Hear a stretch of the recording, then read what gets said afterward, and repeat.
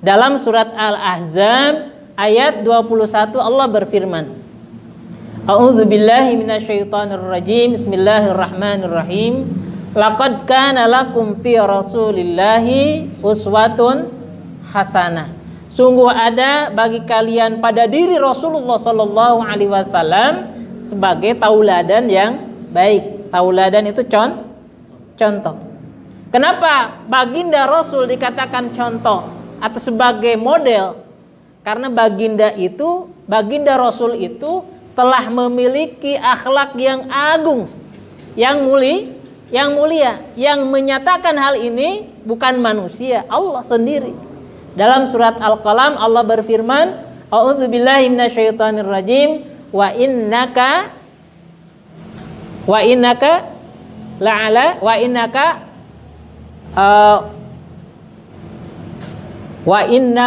la'ala khuluqin azim. Sesungguhnya engkau Muhammad memiliki akhlak yang agung. Yang agung itu yang luhung, yang mulia gitu.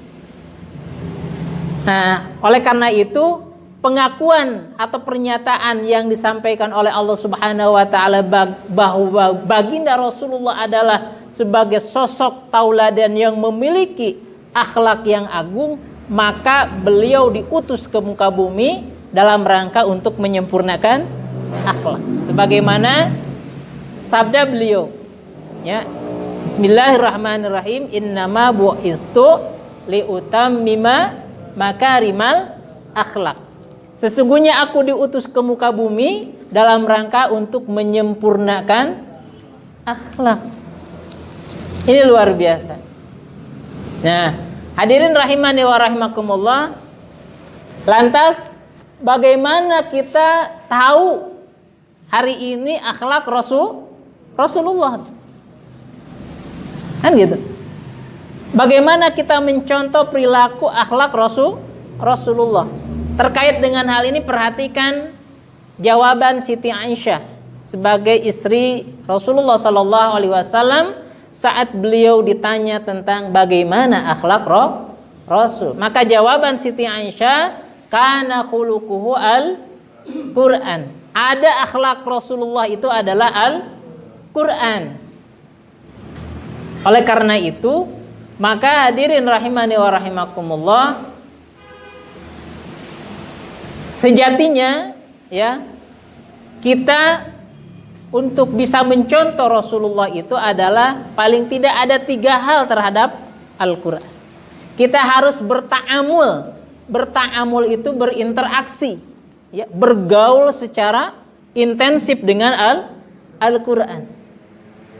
Bagaimana bentuk ta'amul kita, interaksi kita dengan Al-Qur'an? Yang pertama adalah tilawatil Qur'an. Kita harus membaca Al-Qur'an haqqa tilawatih, dengan sebenar-benarnya membaca, dengan sebaik-baiknya membaca. Ya. Kenapa? Rasulullah memberikan stimulan.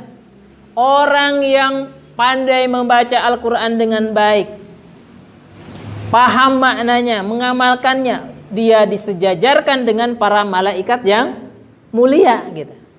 Bagaimana kalau ada orang yang membaca Al-Qur'annya berat? Ustadz, saya belum bisa baca Al-Qur'an, bagaimana? Jangan khawatir.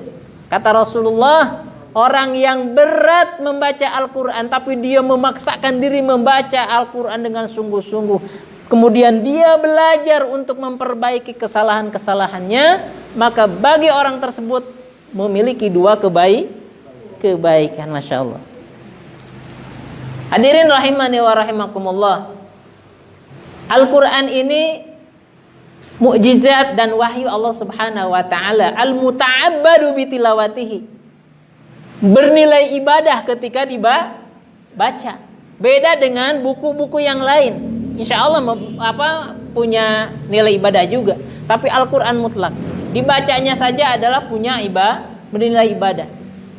Bahkan kata Rasulullah, setiap huruf dalam Al-Quran memiliki 10 kebaikan. Setiap huruf, Pak. Wala aqulu alif lam mim harfun.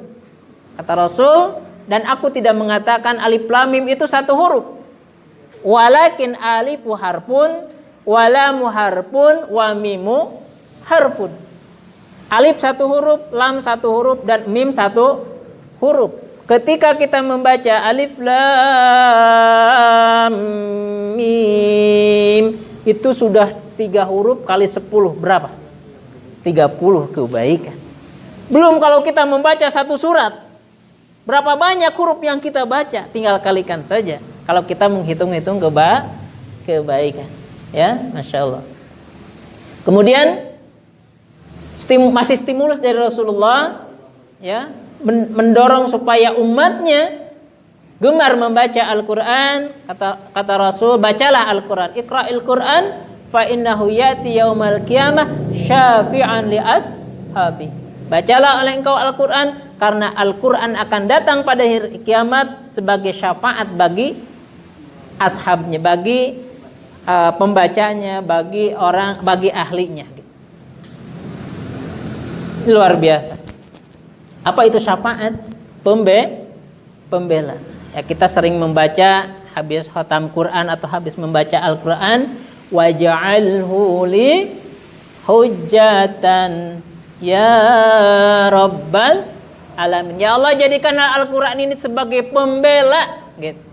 Sebagai pembela. Al-Quran akan menjadi pembela ketika kita gemar membaca Al-Quran. Jangan harap Al-Quran jadi pembela kita, memberi syafaat kepada kita, membaca pun kita tidak.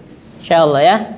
Yang pertama, ta'amul ma'al Quran. Yang kedua, ta'amul ma'al Quran ini adalah tadaburil Quran. Apa itu tadabur? Tadabur Al-Quran adalah mendalami, menghayati, memahami kandungan Al-Quran. Insya Allah membacanya saja menjadi kebaikan, insya Allah. Apalagi kalau kemudian kita memahaminya. Karena apa? Fungsi Al-Quran sebagai hudan, sebagai petunjuk. Hudalin nasi, petunjuk bagi manusia, hudalil muttaqin.